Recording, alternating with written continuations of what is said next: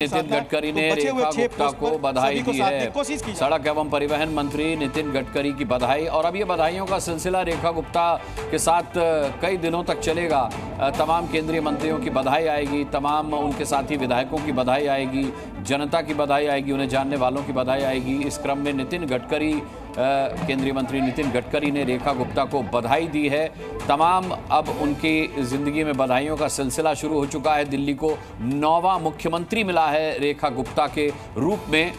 अब जी न्यूज की इस खबर पर मोहर तो लग गई कि रेखा गुप्ता मुख्यमंत्री बन गई, लेकिन अब वो चेहरे जिन पर सबकी नजर है कि कौन वो 6 मंत्री होंगे जो कल उनके साथ मंत्री पद की शपथ लेंगे। शोभना बिल्कुल, और रविंद्र, इन 6 चेहरों पर आपने मनजिंदर सिंह सिरसा का नाम लिया, इसमें प्रवेश वर्मा का भी नाम बहुत आगे चल रहा था।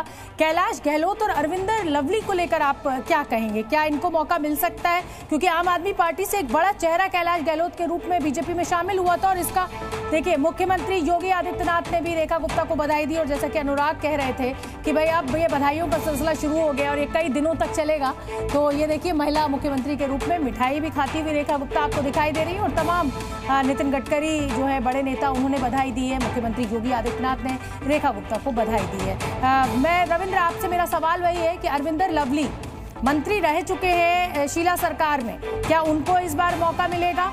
और ये ट्वीट भी हम दिखा रहे हैं दर्शकों को जो मुख्यमंत्री योगी आदित्यनाथ ने किया है कि विधायक दल का नेता चुने जाने पर श्रीमती रेखा गुप्ता को हार्दिक बधाई एवं शुभकामनाएं। रविंद्र, मेरा आपसे सवाल यही है कि अरविंदर लवली एक बड़ा चेहरा है और मंत्री रह चुके हैं शीला सरकार में। कैलाश गहलोत अरविंद केजरीवाल सरकार में बड़ा चेहरा मंत्री के रूप में रह चुके हैं। क्या बीजेपी के इस नए मंत्रिमंडल में 6 मंत्रियों में इन 2 का नाम होगा?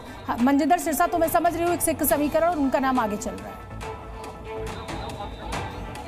देखिए, या तो सिरसा होंगे या फिर लवली होंगे या फिर मरवा होंगे, 3 ही समुदाय से बीजेपी के विधायक हैं।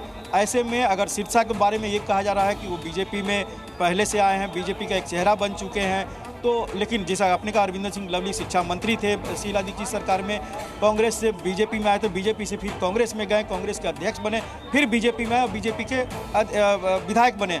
तो मरवा भी कहीं ना कहीं उनका भी समीकरण यही रहा है, कई पार्टियों से घूमते हुए बीजेपी में आए और जीत हासिल की, बड़ी जीत हासिल की है अगर देखा जाए तो।